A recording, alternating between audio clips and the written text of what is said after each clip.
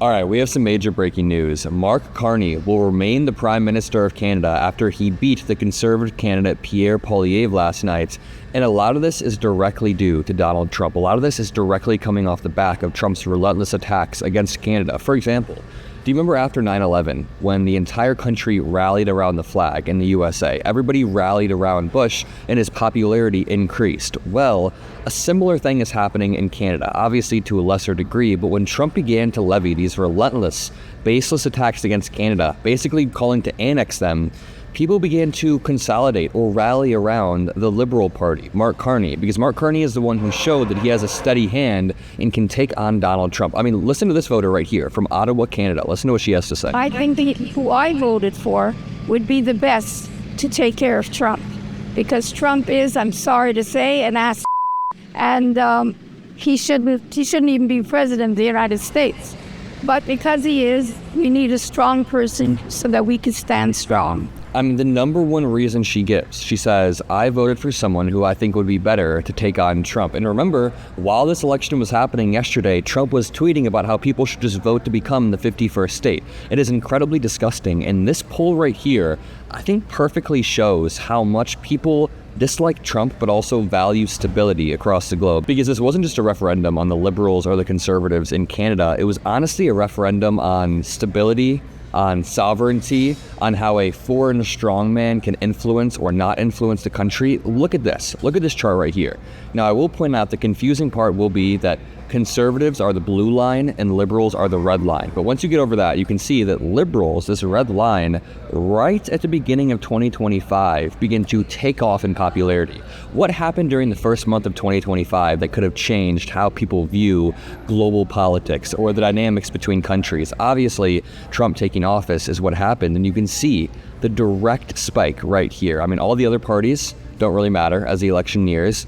The Liberal Party grows in popularity a lot. And when we look at some of these articles, why the Liberals won and Conservatives lost. Now, I haven't read this article fully, but I can almost guarantee the first issue that they list is going to be Donald Trump. This says, Mark Carney's Liberals have won Canada's federal election, riding a backlash of anti-Trump sentiment to form the next government. It is a stunning political turnaround for a party who were widely considered dead and buried just a few months ago. I wish this happened during our election, because I'm not going to lie, anybody who's from Canada knows Trudeau was incredibly unpopular. Nobody really liked Trudeau.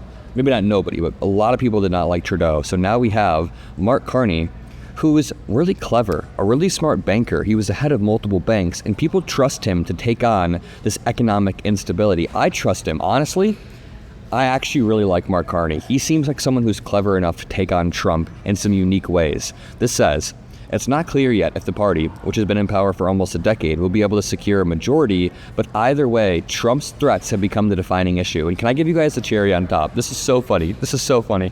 We just learned early this morning that Pierre Poilievre, the Conservative Party candidate who basically gambled on this entire race, lost his seat in Parliament. Lord have mercy.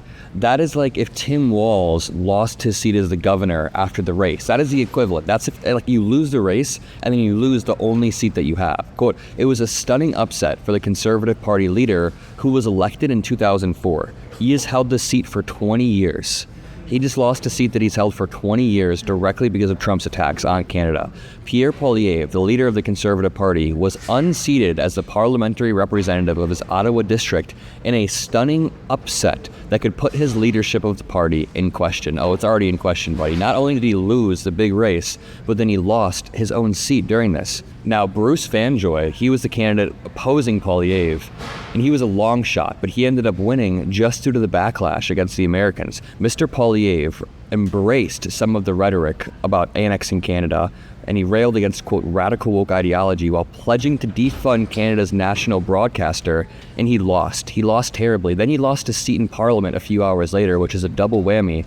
Again, all off the back of these threats. Let's read this article. It says, there is no doubt that the U.S. president's tariff threats and the comments undermining Canada's sovereignty played an outsized role in this election. Honestly, thinking about it, it may be the tariffs as equally as it is the threats of annexation, because Mark Carney is very, very smart with not only gaining leverage over Trump by talking about the bond market, talking about slow bleeding the bond market, but he's just really clever in the way that he wants to push back. Mark Carney used this to his advantage, running as much against Trump as he did his main opposition rival, Pierre Poilievre. Carney warned Canada that they were at a crisis moment, which honestly, true, yeah, saying frequently on the campaign trail and in his victory speech that Trump, quote, wants to break us so America can own us. Now, Poilievre brought Trump up much less frequently during the campaign, focusing his message on primarily domestic issues like the cost of living, housing affordability, and crime. But right now, this is like not talking about 9/11 after 9/11. Now, I'm not comparing what's going on in Canada to 9/11, but I'm saying when there is a huge threat and you are in a time of crisis and the country is looking for a leader to rally around, you can't ignore the number one issue. Poilievre's whole strategy was to ignore the number one issue, which was number one, the tariff threat, and the number two issue, which was a threat of annexation. So Poilievre brought Trump up much less frequently, obviously. Carney, who has declared the old relationship with the U.S. over, plans to start negotiations on a new economic and security relationship immediately following the election. Kevin O'Leary, a Canadian businessman close to Trump who previously ran for the Conservative leadership, acknowledged it was a successful campaign strategy. Obviously it was successful. Poilievre lost his whole seat. Poilievre had no success. Quote, right now, Canadians are very frustrated with America, and Carney has used that to his advantage. Those are the types of political instincts that are needed at this moment. When we're in a time of crisis, yeah, we need someone who can take advantage of that, not for their own benefit, but to benefit the country. He is a former central banker.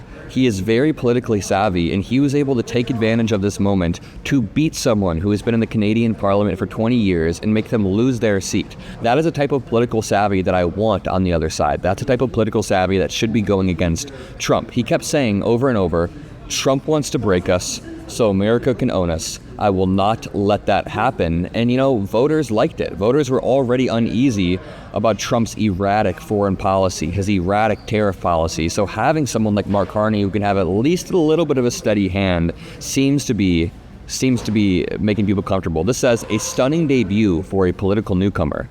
At the start of the year, Carney was a former central banker with no experience as a politician. By mid-March, he was sworn in as a new prime minister, the first to have never held elected public office before, after a resounding win in the Liberal leadership race. Now, he's faced the Canadian electorate as a first-time campaigner, and he won. Trump is stunningly unpopular across the globe, but I'm going to leave it with one final thing. Generally in America, when a political party takes power, they lose seats in that following midterm. So when Obama took power in 2008, he lost seats in 2010. Same thing with Trump in 2016. He lost seats in 2018. Generally, that's how it happens. And I think we're seeing almost a speed run of this, like a very fast version of the party in power becoming unpopular, because Trump has been in office for roughly 100 days, almost exactly 100 days. And within those 100 days, he has tanked a Canadian election. What does that tell you about the midterms in America? I mean, if we keep hammering home the tariffs, signal gates, kill Mara-Abrego Garcia, all of these things, then we will regain power faster than you think.